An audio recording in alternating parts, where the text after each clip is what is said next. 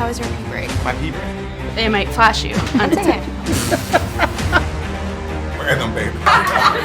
Yeah. Thanks for having me. Quite an intro. Let's address the elephant in the room. That's not the elephant in the room. There's no elephant. Nobody cares. I too am a thought criminal. Good. Well, I like you already. Does this look like a girl who's joking around? No. Messing around? But how much do you actually understand money? Especially the new wave. Beauty or intelligence? When you unleash both, it is men's kryptonite. Welcome to Talk to Me, Taylor. Whoa, what is up, everybody? Yeah, it's funny. I didn't expect to see you here in my living room. I thought, you know what? This is a little impromptu sesh, so I'm going to quite literally bring you into my home. And so, yeah, fancy seeing you here on a Friday. I feel like being like, just got paid Friday night. Actually, this story is about how, stories, plural, are about how other people have gotten paid and perhaps the ramifications and repercussions of people with big money. It's so funny because in my intro, I asked Crypto Wendy. Well, I'm not asking her. I'm putting it out to the audience. Obviously, she knows her shit about money, right? But how much do you actually understand money? And I realized that while we kind of peripherally talk about money, we don't really get into the nitty-gritty of it on this show. And call me a witch bitch or not, but this morning I was doing my thing. I have my little routine. I have my coffee and meditate and do all kinds of stuff. And I had a download. Like, if you want to call it from the man upstairs himself, fine. I don't know. I just had a download about doing this today. And I don't know if it's because I'm coming back swinging in this bitch, but maybe somebody out there needs to hear these stories. I don't know. But I thought, let's kind of go for it. And if it's on brand, not. I mean, this is GNN. And David really started his media journey as a big crypto, face, thought leader, influencer. So there got to be some people about the money in this chat. But moreover, it's one of those things where it drives so much of influence, obviously power society, and yet it's taboo in some ways. And I feel like super fake in others, everybody flashing, their yachts and their this and their that. And then we have but I love the School of Hard Knocks show. There's just a lot going on. And it's like, how much of it is real and really real? And also, I'm going to start this off by kind of letting you in on I don't know about you guys. And if I know this is kind of a common theme, but again, we're in this age of like, you manifest it and it comes to you and blah, blah. So how much this will relate to people, but my relationship with money. And yeah, so my download today was to specifically tell you about experiences I've had that have to do with money. The latter two are going to be about people with a lot of money as it pertains to this space of content, media, entertainment. And as I teased on my socials, not to rag on money, but to kind of explore what it says about the business, human nature, and I'm hoping will help other women like myself and other people, the theirs, theys, thems, the doors, the cats, the trees, all of them, to navigate when it comes to this and sort of advocating for yourself and knowing when to bow out and all of it, right? Because it can be real like risky business. It can be tricky business. But my relationship with money. So I've had a complicated relationship with money because I personally, and again, this is not what the self-help gurus will tell you, because they'll all be like, yeah, girl and guy, no, you're worth charge $50 million for one video, which I've seen, the fucking audacity. And I think it was not overt when I was growing up. It was kind of low key, but I realized it was baked into my psyche time and time again, because I had two parents who work really fucking hard and were self-made. And I'm so proud, to this day that they are, but for better or worse, and even their parents, I realized my grandparents really had this mindset of the theys and not the pronoun ask, but like the thems, the has and the has not have nots, right? Like the thems versus the us. And the idea that you have to like kill yourself and struggle, and money's really hard to get, and then you save it and then one day retire, versus the idea of abundance and stepping into purpose and it being everywhere. So even as an adult, I'll be honest, I've gotten definitely, and I'm also in it for like the creative of it. So I don't even like, I always have the money part in the back seat. And I'll be honest, I've gotten fucked and screwed because of it. Right. And I also have a hard time advocating for myself when it comes to money. I'm not going to lie. Like people tell me to this day, they're like, you way undervalue, you way undersell, you way undercharge, because I have this thing in my head of, no, I have to prove. So I have to literally jump through hoops, and do a circus freak trapeze act to prove, I can be worth this $1,000, and it definitely hasn't served me. So that's all stuff that I'm working through. But I also I like money. I want money. I want a lot of money. And you guys know, and I think this is where it does pertain to all of what I've done and this platform, even shit like the celebrity selfie stick interviews on Talk to Me Taylor back in the day, right? Is freedom. And that's why I can't stand like the woke people who are like, oh, billionaires, me. Like Billie Eilish, eat your words on your Indian tribe plantation, girl. Like, what are we talking about when, the mainstream narrative is really painting wealthy people as all these things like greedy and bad and nefarious and all this. Like, I actually see it which is so ironic because I do have a relationship with money that I'm working through, but I see it the opposite, like the Elons and the billionaires. Like, I see it as so inspiring. It's like, good for you. Like, shit, if they can do it, I hope that we can do it, because that to me is just so emblematic of not only the freedom of this country, capitalism, and really building your journey and your path, but freedom, right? Being able to thrive and live in that abundance and help other people and all that. So I definitely don't have the thing in my head of like, oh, rich people are greedy, they're this, oh, they're just selfish, da da da. No, like, get it, bitch. Like, I hope to. Okay. So that's why I wanted to kind of set the table, and this bank of stories. Do with that pun what you will, bitch. To let you know that this isn't by any means a, like rich people are bad and they'll just screw you and money drive. They only see green and da-da. That's not it at all. But there is something about it, I think, that there's to be said. And like I said on my socials, these are the kinds of stories, and all of these stories I've experienced, by the way, in the last year and a half. And again, I don't know why I felt like pulled or compelled to tell you this. Maybe there's someone out there, on Artemis and beyond who needed to hear this.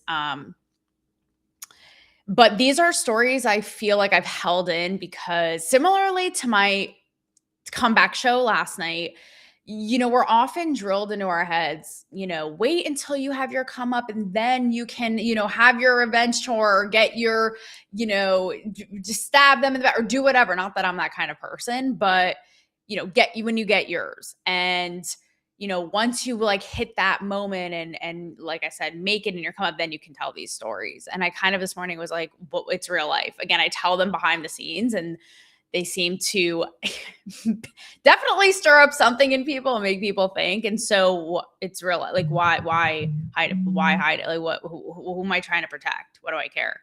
Myself, them? Like, what happened, bitch. You're on notice. Again, I'm not going to name names, but it's real life. And it's worth noting. And I think, again, like, why does it always have to be once you make it, then you talk about the nooks and crannies and all this shit, like the struggle and all that? Because I'll tell you, like, this shit, I told my mom one of these stories recently. She's like, wow, this shit is not for the faint of heart. Okay. So I decided that I'm going to start with the least egregious and then we will work our way up. I kind of decided the hierarchy as I was diving in the depths of my PTSD, like suppressed memories today. Who knows, maybe it was the curling iron, working on this blonde that brought it all out, brought out the system. But by the way, welcome to my living room if I haven't said it already. If you guys want 7 minutes in heaven on my couch right here, of thoughts, like of the 50 Shades of Grey chamber of my prison of my mind. So the first one, and I'm trying not to read too much into it. This is like, I don't think this is so much about, well, it speaks a little bit to money blinding and driving people, but also just our narcissistic culture. But to take you back, okay, so there's this person who I met eons ago, like 10, no, maybe not 10 years ago, whatever, when I was in LA. I actually met this person through Rob, my fiance, and we had done stuff together in LA. We had done different shows, different shoots. In fact, I think this person actually came into the Talk to Me Taylor chat at one point. Actually, I don't think I know, whatever. I was trying to be mysterious about it, but they did. So I know this person, right? We'd been following each other to a point where it wasn't just like acquaintances. Like we weren't best friends braiding each other's hair at Girl Scouts, but whatever. If I needed to pick up the phone and call this person, I did. Case in point. So these years go by, and every now and then just like touching base, seeing the sitch, whatever, seeing what they're up to. And so this is maybe like 2-3 months ago. I see a video that they did come across my feed, and I was like, this is actually really funny. So I called them and I had a whole conversation with them about, as you guys may know, a project that's really near and dear to my heart around one of these AI companies. And again, building out tools for you, right? To make your lives and your real lives better, more seamless, more experiential, all this. And like, really, it's a passion project and being at the ground level with developers, and why, doing it, especially because people are so skittish about AI, why I'm doing it to make it more accessible, relatable, not scary, right? So at the end of the day, again, you have that freedom, that power, and control it, not the other way around. So basically, I call this person up. I say, I caught one of your video. Here's what I'm doing. I would love for you to be a part of it, and I'll pay you X amount, right? To do, your own video in your own voice, your own brand that feels like you, and how you incorporated this. Like, it's such a win-win. It would help me out and help you out, right? And they're basically like, okay, yeah, like I'm in, I'll get back to you. Just give me more details. I send examples of content I've done around it, my own style. And basically it seems like it's home free, like it's going to happen. And again, if you're in this business, or even not, it's like help a friend out, help each other out. Like, why not? So that's why, to me, again, I don't mean to seem like, I don't know if this is like a woman thing, but being like in your feels about it a little bit too much and like reading into it, but whatever, that's what we do. It's called estrogen. We get a little emotional, whatever. It's what sets us apart from men, in that we can think clearly because we actually have, the wherewithal to not be robots and so methodical. And, we think the real clarity here of like human emotion. No, but I end up never hearing from them. So I touch base, and they're kind of like having a slow burn come up, but I see it happening. This is all in the matter of a couple days. And they get back to me and they're like, hey, I'm getting paid now like $2,000 for one video. Okay. That, again, maybe this is, when I first heard this, my jaw was on the floor. I was like, and when you see the type of content, I'm not knocking it, but you're like, for that. And again, I don't know if this, and I thought this at the time, this is just like my weird thing with money and my attachment to money. But in my mind, I'm like, the quadruple back handsprings I've done for like $50, never mind like a 1-minute video about an inanimate object for $2,000. Like, my brain was like, the limit does not, like, cannot compute, right? Malfunctioning. But I digress. So they're like, listen, I'm getting paid now by these companies, if you will, $2,000 per video. So, and I think I had offered, they said $1,500 to $2,000 per video. And I had offered, I think out of the gate, $500 or something I think for a video is pretty good, but hey, what do I know? So I come back and I say, okay, how about if we raise it to 1,000? I know it's not 1,500, it's 500 short, but what do you say? And again, I'm hoping that there's a little bit of like a pull because this is a personal project. Again, I explained the whole thing, all this. So willing to double the price, you know, go in all to have them on board. Never hear from them. So that to me is just kind of shitty. And then that's again an example of money talking. But the twist of the story is, okay, so again, offered a cool business opportunity, one that was, I thought, a good deal. And again, that I had kind of, and that's okay. Like if no was no, then just say that. It's fine. Not everything has to be a yes. Not everyone has to be, trust me, I know not everyone has to be aboard on your project. But I can't stand, I don't know about you guys, like I can't stand when people just ghost or don't respond. Like I think that it is so rude and inconsiderate. Like, what is this, Betty? Like, get on your shit. You have no excuse. Like, are you a secretary from the 50s that suddenly like you don't know how to use a typewriter? Like, no, absolutely not. I'm so responsive. I expect the same thing in return. So I hate that. But never responded, ghosted. Again, because there were personal ties, I was just turned off by that. But this person ends up like blowing up in a matter of like 2 months. Okay. And I get a DM out of the blue from this person asking me for help with something. I was like, the audacity. Asking me for help because they felt ganged up on by another influencer. And the DM was like, could you help with this? Like, I need people to have my back, blah, blah, blah. And so I said to Rob, what do I be petty Betty? Do I say, what I offered you a bit, you know, something to be part of an initiative I was doing, offered to double the price that you couldn't get back to me, but now you need help and you're calling in, talk to me, Taylor's DMs in my little mailbox, like giving me some sugar like my neighbor suddenly. What is this? And I really grappled with that. I was like, do I give a little dig back? And Rob said to me, he's like, Taylor, just be the bigger person. Just don't even respond. It's like, or like pull a them, which is, again, it's so foreign to me because I was like, no, I have to, like, I'll start twitching. I have to respond. And I just didn't respond. So it felt a little, again, foreign because it's not who I am, but I just thought that was shitty. So again, I think that is more so a tale of a person like on the come up. And suddenly when they just act how they do, like it just be like that, right? Suddenly it's like, oh, now there's notoriety and eyeballs and money and just like that. So I just think that that's shitty. And I would hope, regardless of what happens here, to not exhibit that kind of behavior because, sweetie, like that shit is millennial social media narcissism at its finest with a capital F. So, okay, the next story is, but raise your hand. Can I get a vibe check? Was I being a little, I don't want to say over dramatic, but was I in my feels a little bit too much, or was that shitty? I don't know. You guys, again, what you tell me, what do I know? Here in my living room on a Friday. So, okay, the next story, this is wild. And this is where, again, I don't want to fall victim into the mindset of people who have money are just assholes.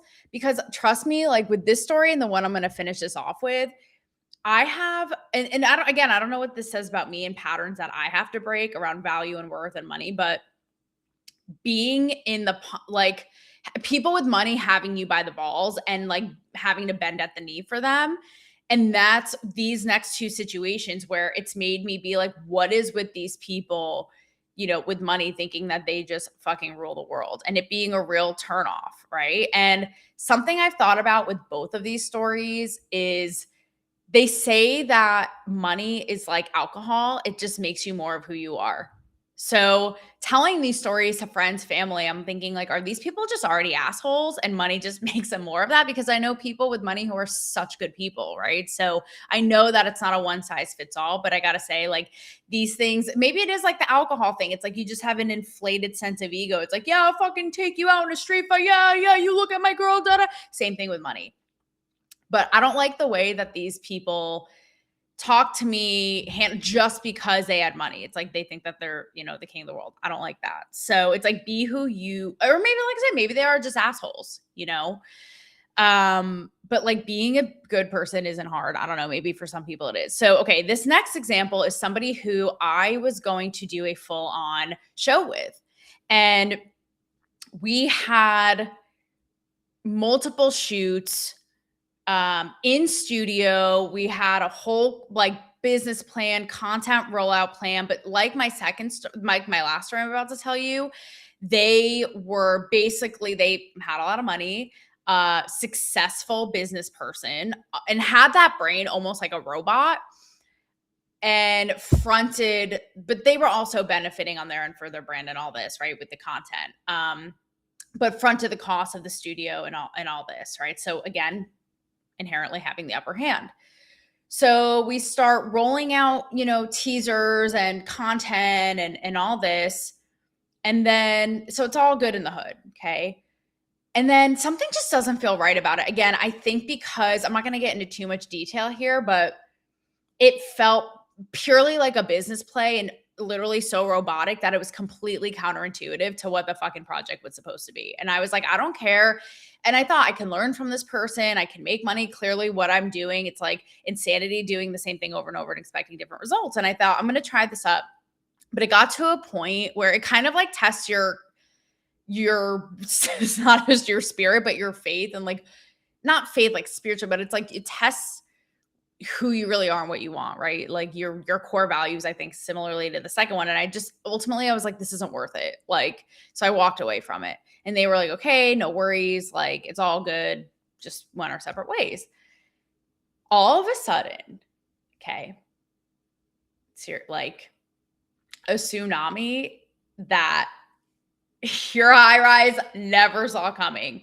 So it was like weeks, months later, I get DMs from this person, and we had put up only a couple, but it was mutual at the time. Like we had collabed on them.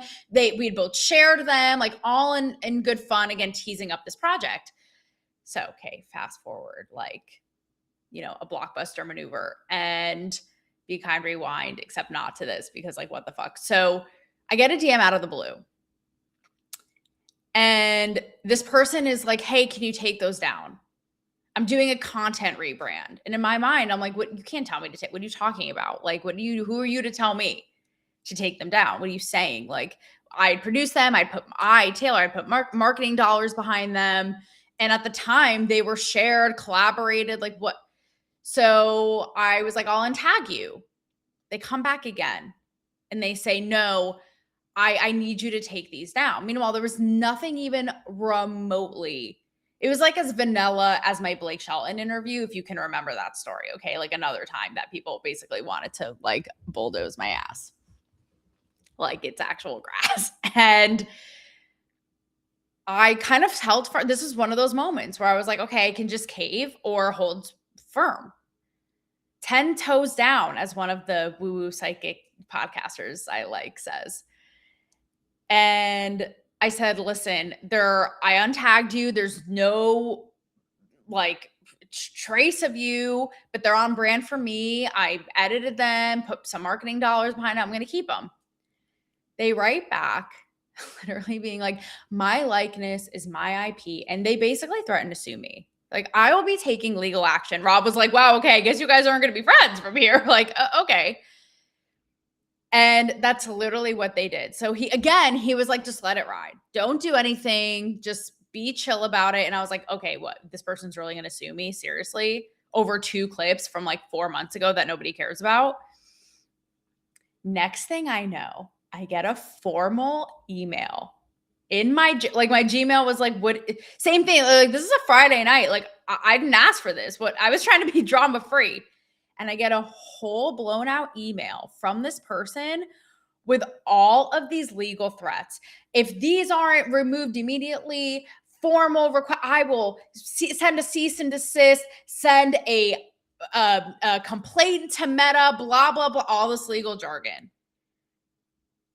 And all I have to say is like, what a freak. Who cares that much? Like again, this at this point is just about being a good person. Like, first of all, they had no right. I have no obligation to take anything down, but it's like, you're going to sue me. And Rob literally was like, is it like out of principle? He's like, they could make your life a living hell, harass you, be annoying. Do you want to deal with that? It could who knows how much money it could take to, God, I keep giving it, fuck, Freudian slip. it won't hold up. It wouldn't hold up in court. Like, he's like, it's up to you. Like, do you want to do that? And I had really thought about it. It was like the VH1 Chrissy Teigen moment. I was like, out of principle, do I literally, but again, I couldn't get over this. I was like, who actually in their right mind? Like, do you actually care that much? Or he's like, that's up to you. Like, that is your journey. That is your choice of your own, women's rights and my body, my choice. And so he ultimately ended up saying, be the bigger person. Like, is it worth it to you? Just tell this person, obviously, it's really bothering you. It's not worth it enough to me. And good luck with your platform. And that's exactly what I did. What's crazy, what I left out of the story is I said this already in DMs. And then that's when I proceeded to get the email. I was like, and in the email, I was like, I already wrote this in DMs, but to clarify, I will remove them. I don't care that much. Best of luck. Like, hope it all works out for you. And he kind of said, at the end of the day, like, they'll get theirs, or, don't worry, it'll all come around. And so I guess with all of it, especially my last story, is I don't know if it all comes around. But I know that every time, again, it does remind me of walking away from VH1. Like, every time I've maintained my integrity, because trust me, like, I wanted to throw down with the bitch. I wanted to be, and we're in this mutual big networking group. I wanted to be like, be careful about who you do stuff with, because they might want to turn around and fucking sue you. I wanted to pull that, which kind of I do in this last story here, but I gotta say, Rob was right. Like, it felt really good at the end of the day to just be like, it's not worth it. And, maybe we're all just growing and changing here. And that's the lesson of a hot-headed Italian Jew. What can I say? I don't know. But I think, in these things, like, in the end of the day, because I really will grapple with, I could have used the money, or, but staying true to your character. And in the end, it's like, fuck it, who cares about that? You're out 10K or whatever it is. Is it, again, this is one of those things that's up in the air. Like, is it worth it to be like, but I held on to my integrity?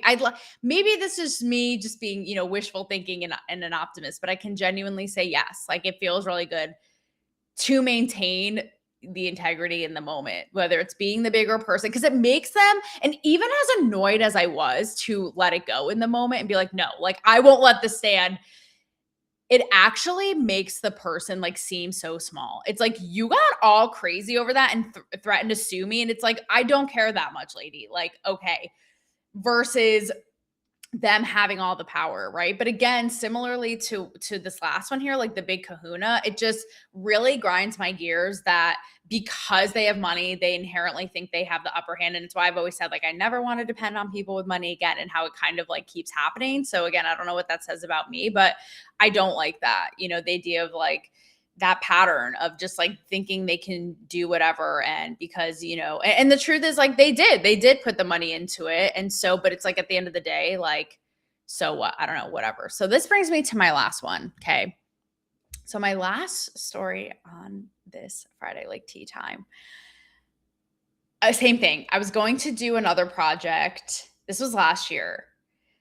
And it was going to be, this was somebody who was like a friend / business partner. This is somebody who was a very, very well off, I think, multimillionaire, like built tech apps, wasn't a techie themselves, but built them, right? And came to me pursued me about launching a new show. One of which they knew, I knew, everyone involved knew I would be the crux of the show. And the first kind of kickoff, and similarly, same thing, they were going to be funding it. And part of it built in was like 3 months, and then we see how it goes. And over the 3 months, I'd make $30K. And at the time, I really needed the money. And Rob, who's in everything with business with me, actually pushed this through, because he was like, I know you need the money. You're stressed about it, complaining about it, all this. Okay. So this was all kicking off by shooting at Bitcoin conference last year, which I had suggested. I was like, what a great way to like get this going, get footage, get content, all this. Okay. And immediately I am just like, so put off by how this person is talking to me, operating, things I was trying, and I get it, like control freak. I'm a control freak too, but things that were just so, I don't know, like the right is right and wrong is wrong, right? Like things I was trying to do to help out, and they like completely took my head off, be it with like the hotel we were staying at or whatever it was, and just really talking to me in, with such an attitude in a nasty way. We had just landed in Vegas. Okay. We're in the literal lobby of the Cosmo Hotel. And Rob and I were staying in the Venetian. So I flew in with this person and the rest of the like crew, so to speak. Rob was coming in from California. Okay. So he hasn't even gotten on his flight to Vegas yet from California. And so we had just gotten there. And I'm trying to figure out logistics to get over to the Venetian and all this and all that. And shit is just going sideways, like immediately. The way that this person is like cursing and talking shit about me right in front of me. And I was like, what? Like who professionally acts like this? Like what is happening? So much. And if I never act like this professionally, but if I get my buttons pushed enough, bitch, like I will literally, like I black out. I will verbally annihilate the person. I will pull out every like PTSD childhood trauma they don't even know they have. I will sling it out. I don't even think twice. I don't even know what I said. Okay. Like it is just like verbal jujitsu that I don't even know what just happened. And so we're in the lobby of the Cosmo and we just start getting into, because I don't like what's happening. We get into this like screaming match. And this person starts being really below the belt. And they're like, wow, so much for trying to keep some mystery, whatever. But they're like, because I'm kind of saying, like, I'm not going to put up with this. Like, you don't talk to me like this. You don't talk to Rob like this. And he's like, you and Rob need my money. You need my, and I literally, guys, in the Cosmo that morning in Vegas, I went like this. I jerked him off. I was like, your money? I was like, this is what your money can do. Or this is what I need with your money, whatever. Something like that. I literally went like this and jerked off in the lobby, like at the valet of the Cosmo. And then they're talking shit like, I don't need you. I don't need you. I don't need you to do this. And I was thinking, like, and I said this out loud. I'm like, okay, good luck with that. Literally, I said like, yeah, good luck. Because the whole thing, I was like the center of the whole show that they pursued me to do.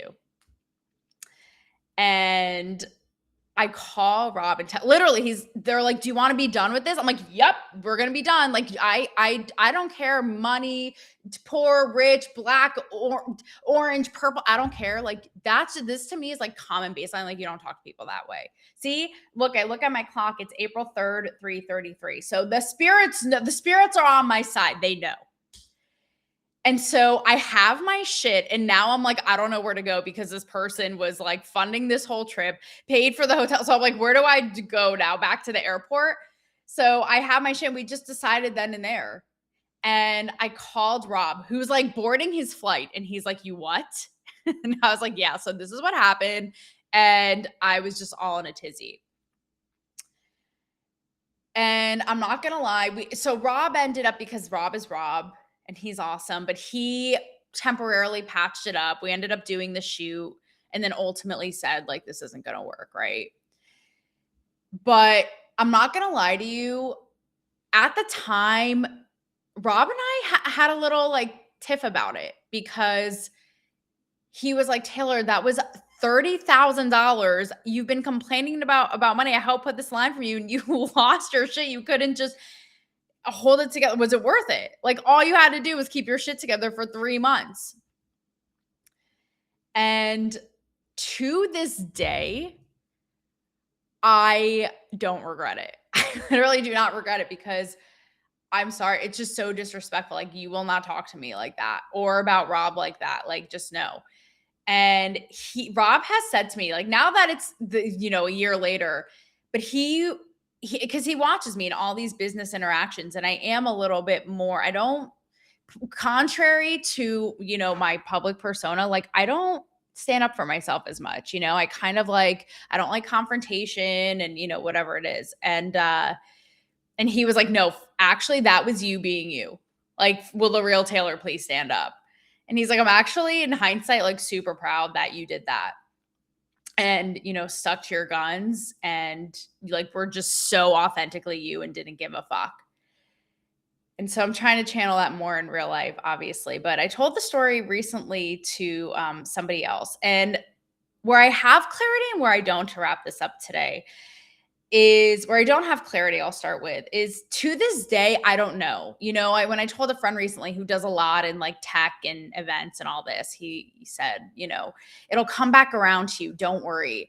And I always told myself that, the woo-woo people tell you that too. They're like, if you send clear signals to the universe, it'll hear you. And if you turn things down or low pay or bad people or this or that, it'll reward you with the good. And I'm like, I'll tell you what, bitch, I check every day. I don't have $30,000 magically in my account.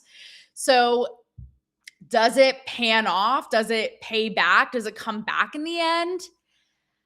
TBD, rain check, still waiting. I don't know. I mean, that's what people say. That's what I could hope. Again, I know that I have no regrets and was able to maintain my integrity in the moment. But I don't know about that. I can't say definitively if it does, magically, like, Cinderella, Snow White's love child of the bank. Like if it does just magically all appear and happen, I don't know. But I will say that all of these experiences, as eye-opening as they've been, haven't, and it's like they'll test your faith, but they haven't tarnished or tainted my view of money. If anything, it's made me want it, but in a good way, so much more. And I want to end with this. I shared it to my Instagram story, but it's a video I saw recently, and this is so how I feel deep down, right? Again, as much as like douchebags as these people can be, like the audacity, I don't know who you think you are. It's like, sweetie, at the end of the day, like money isn't everything. But again, the core of Talk to Me, Taylor, what it is, right? True liberation and freedom. And I saw this video of this woman and being out of the matrix, and she talks about this. She talks about how we have been programmed. And I truly do believe this, to be safe, to be controlled, to be in the 9 to 5, to, work for the man because you're enslaved, right? For that 401k, for that paycheck, for the weekends. And clinging on to what she says is the hope and the reality, as she puts it, of when you really say, fuck that, break out of the matrix and pursue your own genius, your power, what you were put here to do, how that abundance, that money, how you will be rewarded, right? And for stepping out of that matrix, to be financially free, mentally free. Because let's be real, okay? People who say money can't buy you happiness, I'll tell you what, Rob and I say this all the time. Yes, but it makes things a fuck of a lot easier. Would you go back to not having any money? Rob was actually so funny. Last thing I'll say, we love Luke Combs' new album, and he has a song all about money doesn't buy shit. It's a kind of a theme in this album, but he talks about like his family and his wife and how money could never buy that. Like when the sun is shining and the grass is green. And Rob's like, well, people with money would just fly to somewhere beautiful and have a nice day. I was like, wow, okay, because Luke Combs like, you can't buy this. But all of that to say money can't buy you happiness. I don't know. But how about not be a dick? Like, it's not hard, and can you live with that? Like, rich, poor, this, that, if you can have your, integrity at the end of the day. And again, where my mind is and eyes are on the prize of having that freedom of breaking out of the matrix, like checks and balances, bitch, in my book. That's all good. And I think that's where, we want to be. So have a great weekend. I don't know. I may or may not pop up on you. Like, come hither and sit on Auntie Taylor's lap, because you never know now that I'm back when I'll be sliding in to your feeds. That is. All right, guys, have a good holiday weekend. Be good. I'll see you next week.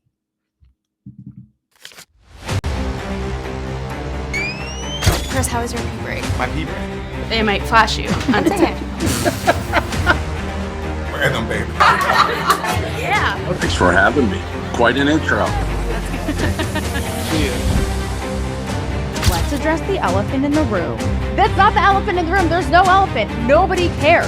And I too am a thought criminal. Good. Well, I like you already. Does this look like a girl who's joking around? messing around? But how much do you actually understand money, especially the new wave? Beauty or intelligence? When you unleash both, it is men's kryptonite. Welcome to Talk to Me, Taylor.